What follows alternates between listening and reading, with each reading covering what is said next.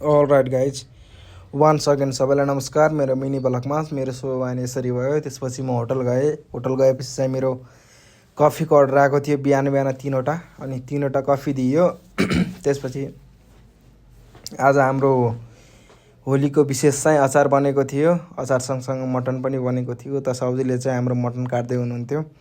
यता मैले आफ्नो मिजा रेडी गर्दै सबै सामान पखाल्दै जिन्जर गार्लिक पेस्ट बनाउँदै आफ्नो काम गर्दै हिँड्दै गरेको थिएँ। त्यसपछि चाहिँ 3वटा लेमन टी आएको थियो। मैले चाहिँ लेमन टी पिकअप गराउँदै थिएँ, ट्याक्क पारेर लेमन टी हो यो चाहिँ। अनि त्यसपछि मैले दिउँसो चाहिँ भिडियो बनाउन पाएन किनकि बिजी नै थियो। त्यसपछि मैले आफ्नो लागि नुडल बोइल गरेँ। नुडल बोइल गरिसकेपछि चाहिँ यस्तो थियो। कति पर्सेन्ट नुडल बोइल गर्दा ठिक हुन्छ मेरो आइडिया चाहिँ यसरी लाग्छ। त्यसपछि साँझ परेको थियो।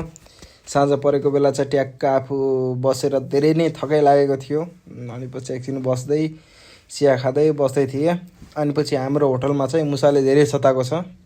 सधैँ जाने डेली केही न केही बिठाइ गरेकै नै हुन्छ मुसाले।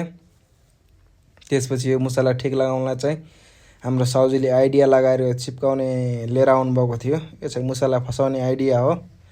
त्यसपछि सबैभन्दा रिस कतिखेर उठ्छ भनेपछि जब कुनै अर्डर आएको छ लास्टको बेला, त्यो रिस चाहिँ सबैभन्दा कडा रिस हुन्छ। किनभने त्यतिखेर यति रिस उठेको हुन्छ कि ट्याक्क सबै क्लोज भइसकेको थियो। ल ट्याक्क टक्क सबै क्लोज नै भइसकेको थियो हाम्रो। त्यसपछि चट्ट क्लिनिङ हाम्रो साउजी मिलेर सकेको थियो। अनि लास्टमा चाहिँ ठ्याक्क एउटा ग्रुप आयो। अनि यो चाहिँ नुडल अर्डर गरेको थियो, देसी नुडल एकदम लोकल पाराले चिकन चाउमिन। त्यसपछि यता चिकन चाउमिन पिकअप बनाउँदै थिएँ। यता 4वटा मोमो आएको थियो। लास्ट बेला चाहिँ म अर्डर आएपछि लास्ट सुट चाहिँ यस्तो धुवा दैलो थियो। अहिलेको लागि बाबाई।